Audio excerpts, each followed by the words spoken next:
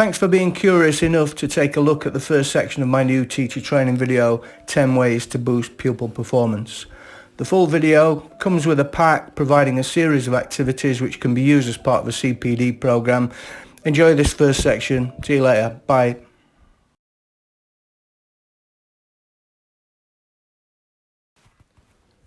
Climate for learning is the first area I'd like to discuss. Now, I'm not referring here to the climate for learning in terms of the physical environment. I'm talking about the atmosphere that you create with your presence and your input.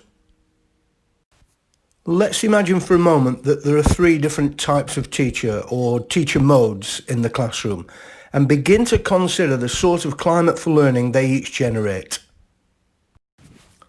Right, here's the ostrich. Now, for the bird watchers amongst you, I realise the ostrich doesn't literally bury its head in the sand. Give me a little bit of leeway here. The ostrich teacher sometimes becomes too focused on individuals or groups or something else, and they fail to notice what is happening around them. An example might be a teacher who often has their back turned to the group.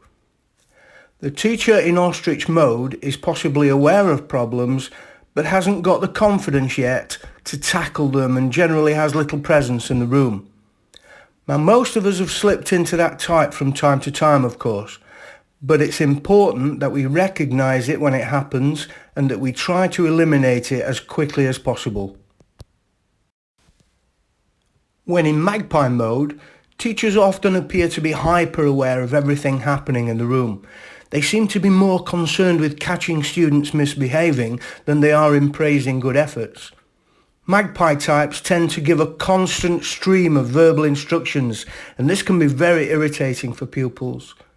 They're often regarded as being overly aggressive.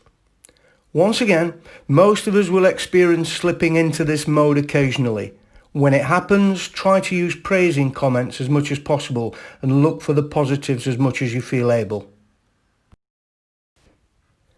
If you get asked the question, who was the most disruptive person in your class today, just make sure the answer isn't you. And finally, the owl mode, the relaxed vigilant. The owl tends to notice and acknowledge positive behaviour in the classroom. They tactically ignore inappropriate behaviour which does not impede teaching and learning, but they follow up on any issues with students at the appropriate time, when it least has an impact on learning. Owls are particularly adept at redirecting students who are off task or disrupting learning. They refocus on work and they use lots of non-verbal communication so as not to impede concentration. So the owl, in keeping with the idea of boosting learning by creating a great climate for learning, will practice routinely, stepping back often to make sure they are aware of what's happening, using gestures where necessary, moving around the room strategically and refocusing pupils by offering guidance on work progress. Of course, it may be necessary to issue the occasional consequence, though you should try to do this as privately as the situation allows. The owl is still assertive where necessary.